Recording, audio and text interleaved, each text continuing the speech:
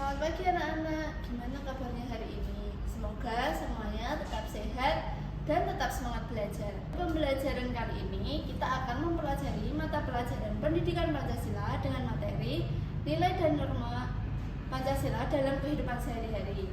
Yuk kita mulai pembelajarannya. Nah, sebelum belajar, kita lihat dulu tujuan pembelajaran kita hari ini.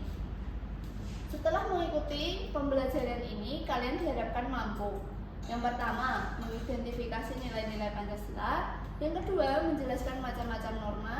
Yang ketiga, memberikan contoh penerapan nilai Pancasila dan norma. Dan yang terakhir, penerapan nilai serta norma tersebut dalam kehidupan sehari-hari. Jadi, setelah belajar nanti, kalian bukan hanya tahu teorinya, tetapi juga bisa mempraktekannya dalam kehidupan kalian. Nah, sebelum masuk ke materi, Ibu ingin bertanya, apakah kalian membantu orang tua mencuci piring? Nah, atau pernahkah kalian mengantre dan tertib saat di kantin sekolah? Nah, bagaimana perasaan kalian setelah melakukannya? Nah, ternyata kegiatan sesederhana itu merupakan contoh penerapan Pancasila dan norma dalam kehidupan sehari-hari. Nah, anak-anak, ada yang tahu nggak apa itu nilai Pancasila? Nah, betul, nilai Pancasila adalah pedoman bagi kita dalam bersikap dan berperilaku. Artinya, setiap tindakan yang kita lakukan sebaiknya sesuai dengan nilai-nilai yang terdapat dalam Pancasila. Dengan menerapkan nilai Pancasila di kehidupan kita akan menjadi rukun, damai, dan saling menghargai dan penuh tanggung jawab. Sekarang kita bahas satu persatu. Contohnya adalah berdoa sebelum belajar. Yang pertama adalah sila ketuhanan yang Maha Esa. Contohnya adalah saat kita berdoa sebelum belajar, beribadah sesuai agama masing-masing dan menghormati teman yang berbeda agama. Misalnya, ketika teman sedang beribadah, kita tidak boleh mengganggunya. Nah, yang kedua yaitu kemanusiaan yang adil dan beradab. Nah, contohnya membantu teman yang terjatuh, tidak membuli teman, dan saling menghargai. Misalnya ada teman yang lupa membawa pensil, kita sebaiknya harus meminjamkan pensil kepadanya. Nah, yang ketiga yaitu persatuan Indonesia. Contohnya bermain bersama tanpa membedakan suku, agama maupun daerah asal. Walaupun teman kita yang berbeda, tetapi kita harus tetap berteman baik. Nah, yang keempat yaitu kerakyatan yang dipimpin oleh hikmat kebijaksanaan dalam permusyawaratan perwakilan. Contohnya adalah musyawarah yang memilih ketua kelas atau menentukan jadwal piket. Nah, saat musyawarah kita menghargai pendapat semua teman. Contohnya yaitu sila kelima, keadilan sosial bagi seluruh rakyat Indonesia. Contohnya bergantian menggunakan fasilitas sekolah dan membagi tugas kelompok secara adil. Teman-teman, itu tadi adalah materi Pancasila. Selanjutnya kita ke materi selanjutnya yaitu norma. Nah, selain Pancasila, kita juga harus mematuhi norma. Nah, ada yang tahu nggak norma itu apa? Betul, norma adalah aturan yang berlaku dalam kehidupan agar tercipta ketertiban, keamanan, dan kenyamanan. Jika semua orang mematuhi norma, maka kehidupan akan menjadi lebih damai, rukun, dan lain-lain. Tahu nggak macam-macam norma?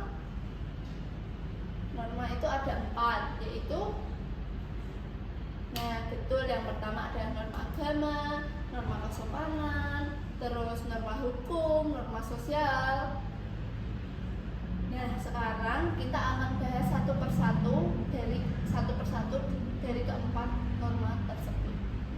Pertama yaitu apa tadi?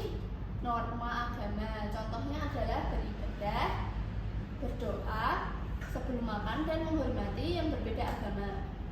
Terus yang kedua adalah norma kesopanan. Nah, norma kesopanan ini contohnya adalah mengucapkan salam kepada guru, meminta izin sebelum masuk ruangan, dan berbicara dengan sopan kepada orang yang lebih tua. Yang ketiga yaitu norma hukum. Nah, kalian tahu nggak norma hukum? Contohnya apa? Betul, contohnya adalah mematuhi tata tertib sekolah, memakai helm saat naik motor, dan yang terakhir menaati rambu-rambu lalu lintas. Nah, yang selanjutnya yaitu norma sosial. Nah, contohnya adalah gotong royong, membersihkan lingkungan rumah, membuang sampah pada tempatnya, dan membantu tetangga yang sedang kesusahan. Nah, semua norma tersebut sangat penting untuk kita diterapkan sehari-hari. Sekarang kita coba sebuah contoh.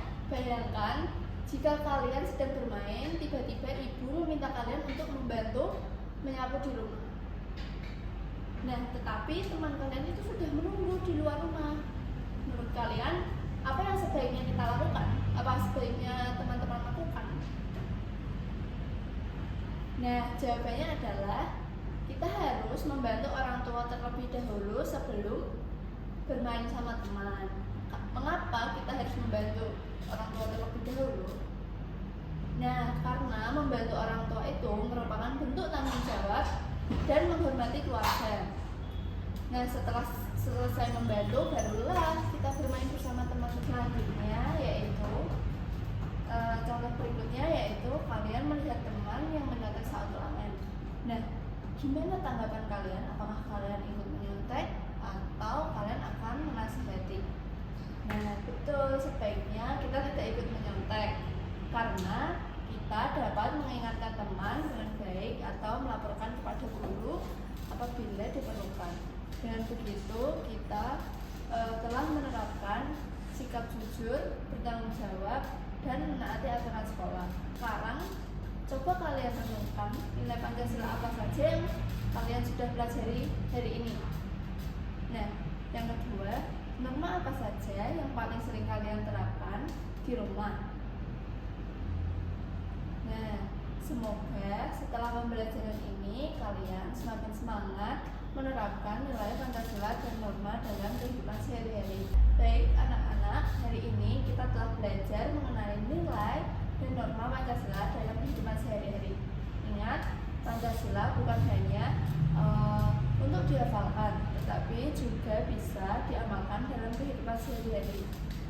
Mulailah dari hal-hal kecil seperti berkata jujur, menghormati guru, membantu orang tua, menjaga kebersihan, dan menghargai teman. Nah, terima kasih atas perhatian kalian. Tetap semangat belajar dan sampai jumpa pada pembelajaran berikutnya.